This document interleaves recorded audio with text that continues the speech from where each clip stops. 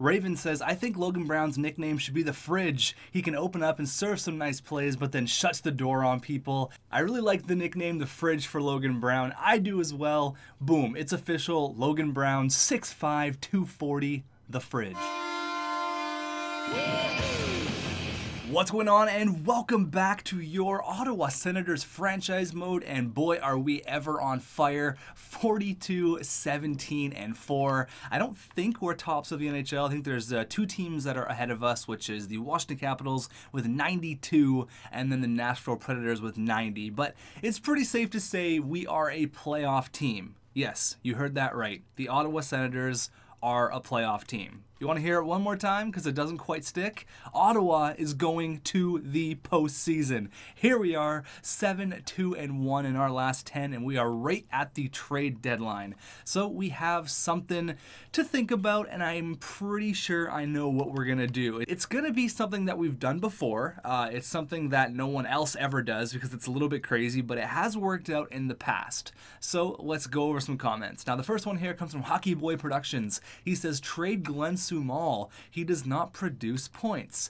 But then Rangers 83 says defensive defensemen don't have to produce points. They just have to play well defensively. And that's what Glenn Sumal does. We got him to be technically, I mean, you know, we didn't draft him, but our computer GM Greg did. But anyways, we got the dog Glenn Sumal. You know what? Having a pretty damn good year for a 20-year-old shutdown defensive defenseman. He could end up with 15, 20 points. That's not bad at all. +8, that's all I care about. Be a plus player. He's got a game-winning goal. The guy's a freak. But honestly, all I care about is that he plays well defensively. He shuts down people. 6'3", 208. He's a big dude. Glenn Sumal is not going anywhere fast. Now, another comment here from Simon Jacob. I think this is back-to-back videos he's been featured in. He says, I don't see why you don't put Tkachuk on the second line. He had 13 points in 14 games on the second, and now he has 2 points in 12 on the third. If you don't give him a shot on the second line, he won't get a chance to grow as much as you like.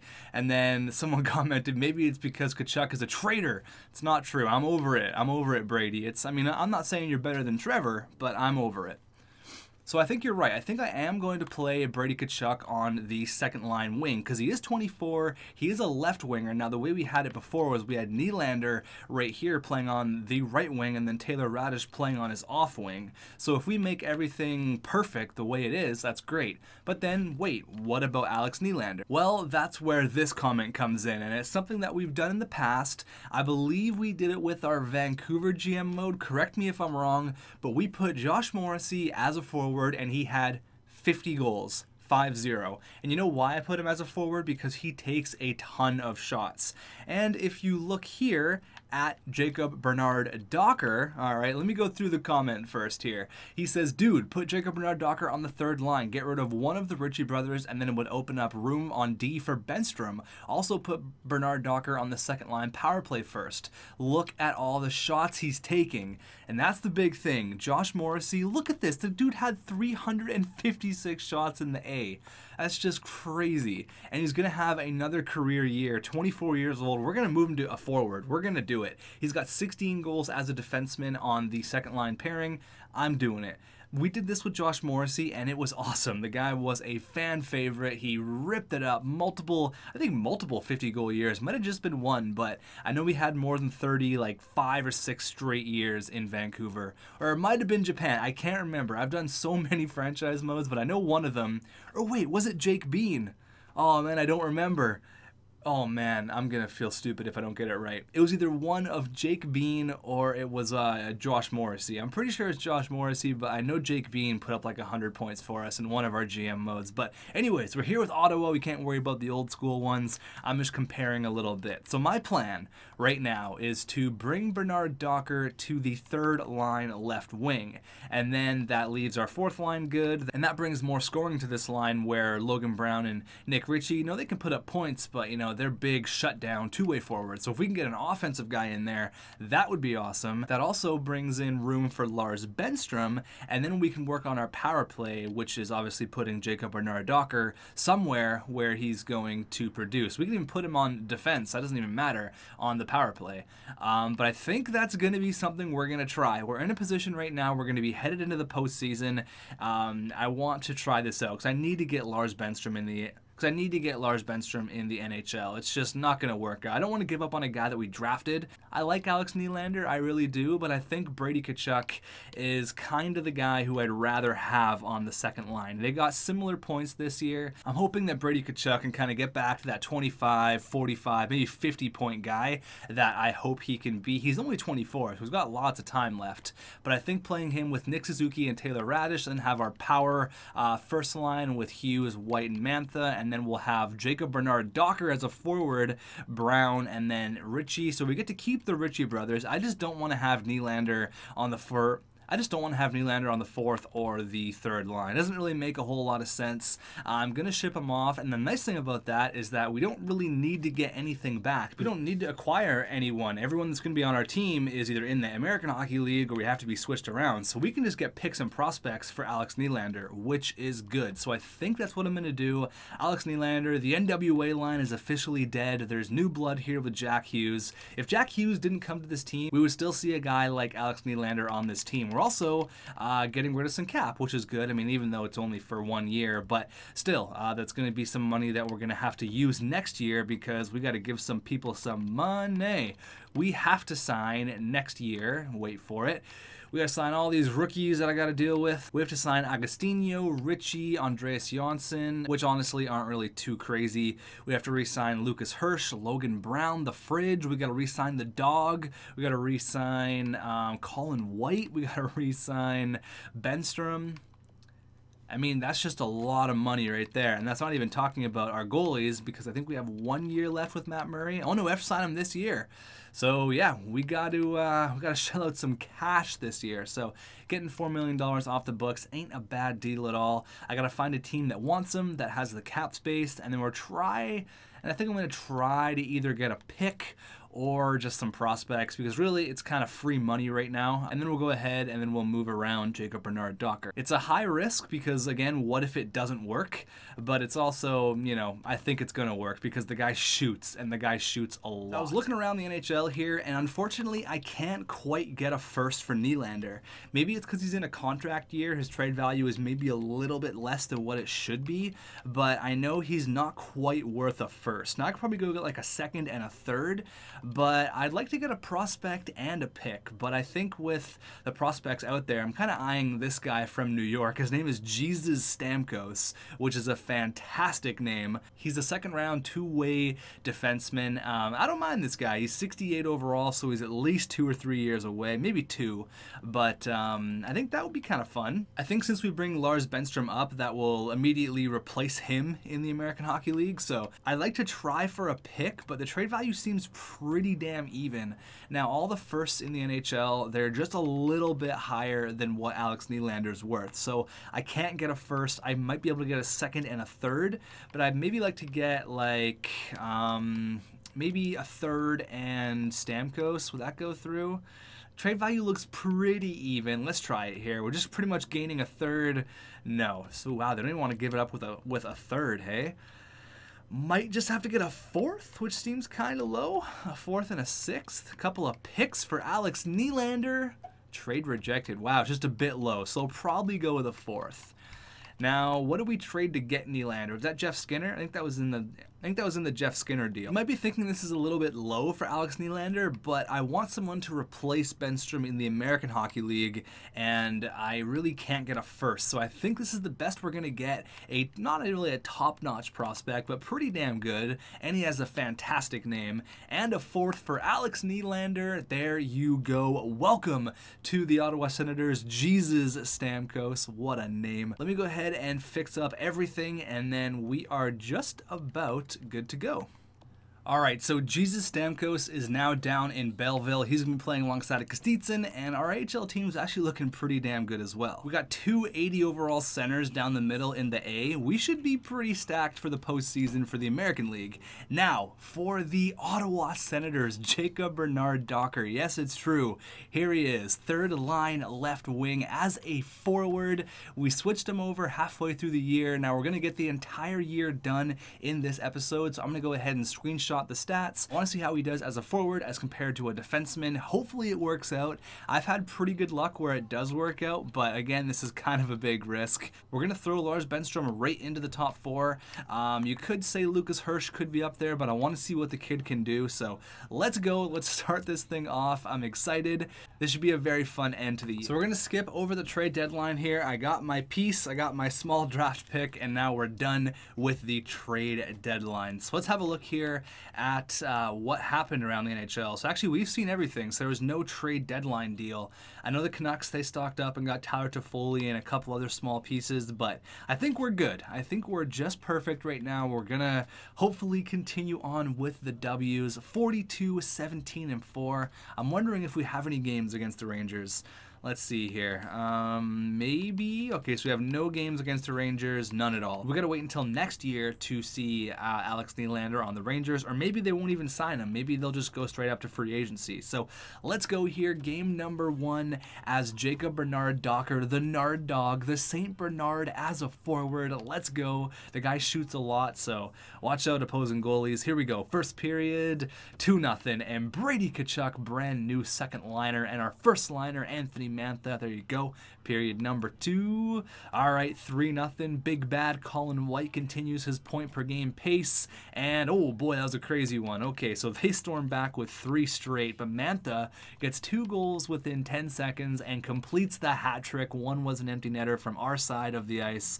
Boom. That's what I'm talking about, baby. Anthony Mantha, 3 goals on the night. He had 4 points actually. Jones had 3 assists and Colin White had the 1 goal, but he had 5 hits. Let's check out Jacob Bernard Docker. I mean, 1 game, you really can't tell a whole lot, but doesn't look like he found the back of the score sheet. He was a even rating, 2 shots, 1 hit, played 17 minutes. So you can see the difference here. Logan Brown obviously not getting power play time, not getting top line power play time. He is getting 4-on-4, but he does play a few more minutes than his third line companions. Obviously, I put him on more power play lines because the guy loves to shoot hockey pucks, and that's a giant, giant win. I want to see, actually, how long it's going to take for him to score his first goal. We could be here for a little while, so go get your snacks. I don't know how long this video is actually going to be. We're definitely going to get the rest of the year done, see who we're facing in the playoffs. Yes, we're in the playoffs. We're also going to check out on all the stats, all that good stuff. So 2 teams, 2 powerhouses right now, Washington and Ottawa, top of the NHL for both teams. Let's go. First period, 0-0. This is going to be a really good test for our squad. Period number 2. All right, they get on the board. Ryan Spooner. We started our backup. Oh, man, why are you starting our backup? Timothy Liljegren, that's what I'm talking about. Japan GM mode legend. Maybe Bernard Docker got an assist there. Dadonov on Gustafson. Come on, I mean, I know you gotta play your backup here, but this is against Washington, the best team in the league. Oh, man, 28 shots. We only found the back of the net once. Come on, last minute heroics. Pull the goalie. Oh man, we lose against the Caps, 2-1. All right, let's get some power simulation done here. We have no real rival games, do we? Not really. I think the next game we're gonna slow sim is against Toronto on the 1st. So we are 1-2 since making our trade. 1-2-1. Come on, boys, get back in the winning ways. 7-3 loss. There you go. Finally, we're winning. Finally, we're winning back-to-back games. We lose against Nashville. Ooh, okay. All right. Not the greatest start to March, headed into the postseason. You don't want to play like this. We'll check out the draft rankings after. Another overtime win. That's what I'm talking about. Carolina, they have a good record. Shootout loss. So we got the pity point. Then we beat the Capitals, and they are one of the best teams in the entire league. 4-0 shutout. Another shootout win. All right, we're finding our ways here. Can we get win number 50 against the Bruins? Absolutely we can. Yes, that's right. The Ottawa Senators have won 50 games. And if you didn't know, they're actually in the playoffs. Fun fact. Let's go here up against the Toronto Maple Leafs. We'll have a look at Timothy Liljegren, see if he can find the back of the net against his old squad. Let's go. First period. Ooh, not a great start. Perron, Murray, and William Nylander. Really starting to think Nylander's not going to become a Toronto Maple Leaf. He's taking his sweet-ass time to sign. December 1st is right around the corner. Going into the second, can we get back into this one? It is all but over. 6-2. Jacob Bernard Docker. There you go. 4-2. Jacob Bernard Docker gets the 1 goal, but was too little too late, unfortunately. That's fine. We're going to go ahead and slow sim the last game because that's always fun. Headed into the postseason. Let's see if we can go on a big 3-game streak. Okay, how about a 2-game streak? Yes, we got one. It's a shootout win. Going for our 52nd win of the season. Our AHL team's looking like they're definitely in the postseason. Let's go. Period number 1. We're down by 1. Tobias Reeder. Second period. Ooh, down by 3. What's going on here? Oh boy, we get shut out in our last game before the playoffs. You know what? Not a great month. Let's see how we did, actually. So it adds up. We were just playing just about 500 hockey. It really wasn't ideal. But it's okay. We're done with the regular season now. We got the playoffs, baby. And the Nashville Predators had 119 points. They are taking home the President's Trophy. We had 109. So let's go ahead and have a complete look around the NHL before we hop into the postseason. So how do we do? Obviously, first in the Atlantic, not by a whole lot though, because Tampa was right on our tail. Let's see. So Nashville, Philadelphia, Washington, Ottawa. So 109 points obviously is not bad at all. Goals for, let's have a look here. 265 goals for. That's good enough for third. I'll take it. Goals against, 222. So we've allowed, looks like we were just about middle of the road, like 12th for goals against, which is not that bad. Power play goals, we scored 44, which is, I guess, middle of the road, it looks like. Maybe like 15th. Ooh, maybe a little bit less. Yeah, about middle of the road. It's not terrible. It's not great. Our power play wasn't great at 19%, and in our last 10, we were 5-3-2. Pretty much identical records as to home and away, which is obviously good going into the postseason. So before we see who we have in round numero uno, let's have a look at the points here. So Colin White, 75 points. Attaboy in 82 games, 35 goals. Another great campaign from the man himself, Colin White. 85, 75, and 75, but he was a plus 40 this year, which is pretty damn good. Anthony Mantha was 73, 50 helpers though. That's great to see.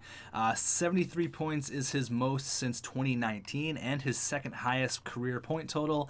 That's awesome. I love Anthony Mantha. I'm stoked he's on our squad. Jack Hughes, 72 points. So that is a breakout year for him. He had 35 goals, which is a career high, 37 assists, which ties a career high, plus 32 for the 22-year-old center. Actually, sorry, 22-year-old left winger, not a center no more. Taylor Radish had 58, best second-round pick I've ever spent in my entire life. That's a career high. Nick Suzuki, 54 points. All right, that's awesome. That is, again, a career high.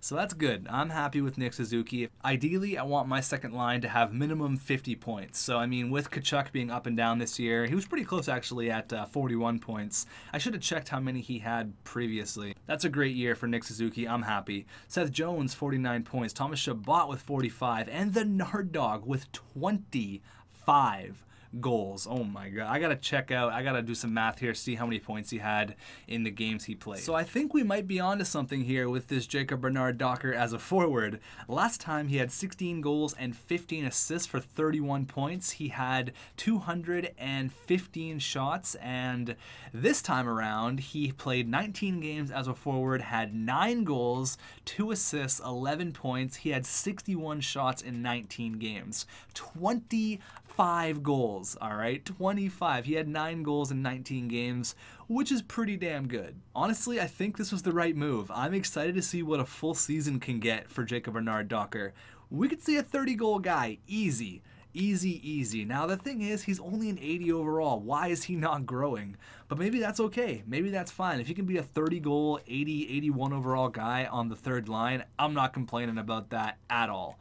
Brady Tkachuk had 41 points, although he was up and down a little bit, so I'm going to give him the benefit of the doubt. Nick Ritchie with 35 points. That's awesome. Basically, my expectations are whatever for the fourth line. Just hopefully be a plus player. For the third line, I want 35 points. For the second line, I want anything above 50, 45 is okay, and then for the first line, 70 plus, which basically happened this year. So Nick Ritchie, Jacob Bernard-Docker, and who was our center? And Logan Brown. So 24 points for Logan Brown, kind of an off year, but it's all right, Fridge, don't worry about it. So that pretty much happened exactly what I wanted, and my first line did exactly what I wanted. My second line almost did, but Brady Tkachuk was almost actually there. He was just up and down the lineup. Everything was really good this year. Timothy Liljegren, 25 points. Augustine Agostinho, attaboy, 79 overall. He had a pretty good rookie campaign, 27 points. Glenn Sumal, 5 Genos. The guy's on fire, 16 points. That's good, not bad. Brett Ritchie with 14, Lucas Hirsch with 13, and then Lars Benstrom didn't really do a whole lot. Interesting. So I gave him top 4 minutes, and he was a -7, only had 1 assist. So maybe playing... I'm just trying to think here, because he's playing with Timothy Liljegren. I don't know. We're just going to wait it out. We're going to wait it out. We'll see maybe come next year or in the postseason if I got to change something up. But game-winning goals, attaboy, Colin White with 7, Nick Suzuki with 5. Colin White led the way with 153 hits. As for fights, we got Lucas Hirsch with 3. Lucas Hirsch, I mean, he's not really that big of a guy. What's his fighting skill? Fighting skill is 77, so it's okay, but dropped the mitts 3 times. Brady Tkachuk had 3, Agostinho had 3, and the Nard Dog, he had 2 fights of his own, with Nick Ritchie having 1. So let's have a look to see who led the NHL in scoring. Again, I'm going to go with a safe bet in Tyler Seguin. He was leading before. He had 60 goals last year, and now he's got Robbie Fabry.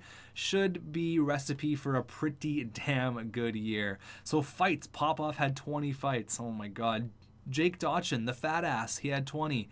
We're not here to look at any of this, though. We're here to look at points. And I'm pretty sure it's Tyler Seguin. I could be wrong. Yeah, 97. Pretty damn nice. 97, 94 for Tolvanen, 93 for Emilio Howe, 93 for Tavares, 89 for Regnesson. Willie, no sign. Nylander, he's got 88. Line 87. I want to see how Robbie Fabry did. So 86 points. I thought he was pretty much guaranteed for like a 100-point campaign, but you know what? 86, pretty damn good as well.